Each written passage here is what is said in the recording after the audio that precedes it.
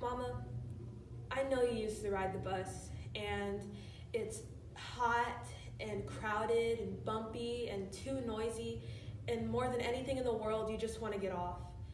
But the only reason you can't get off is because there's still 50 more blocks until your stop.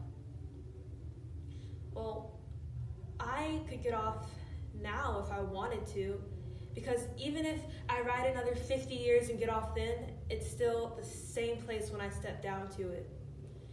When I've had enough, I can get off. And I've had enough. I can't work. I can't do anything. The only time I've ever been around people is when I was in the hospital. I could have a seizure at any time. What good would a job do? Besides, the only job I could get would only make me feel worse about myself. I can't do anything about my life to change it, to make it better, to make me feel better about it, but I can't stop it. I can shut it down. I can turn it off like the radio when there's nothing on I want to listen to. It's the only thing in this world that I actually have control over, and I get to decide what happens to it. And it's going to stop. And I'm going to stop it. Mama, I only told you I was going to kill myself so that I could explain it, so that you wouldn't blame yourself and so that you wouldn't feel bad.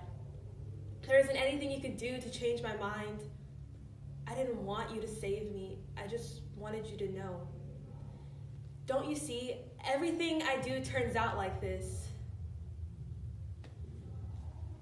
How could I think you'd understand?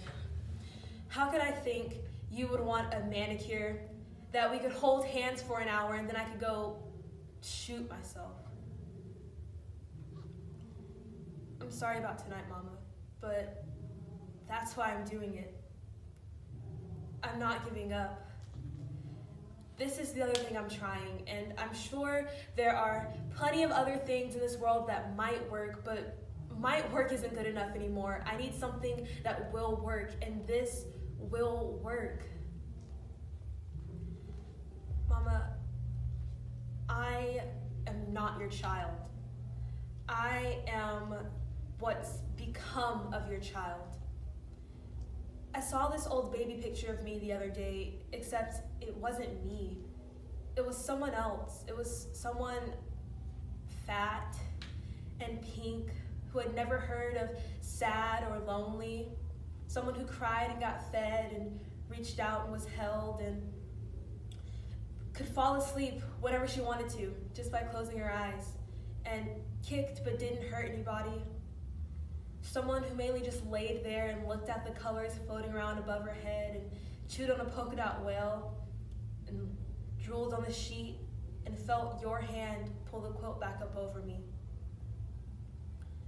That's who I started out as, and this is who's left. That's what this is about. It's somebody I lost, all right? It was my own self. Who I was, or who I tried to be and never really got there.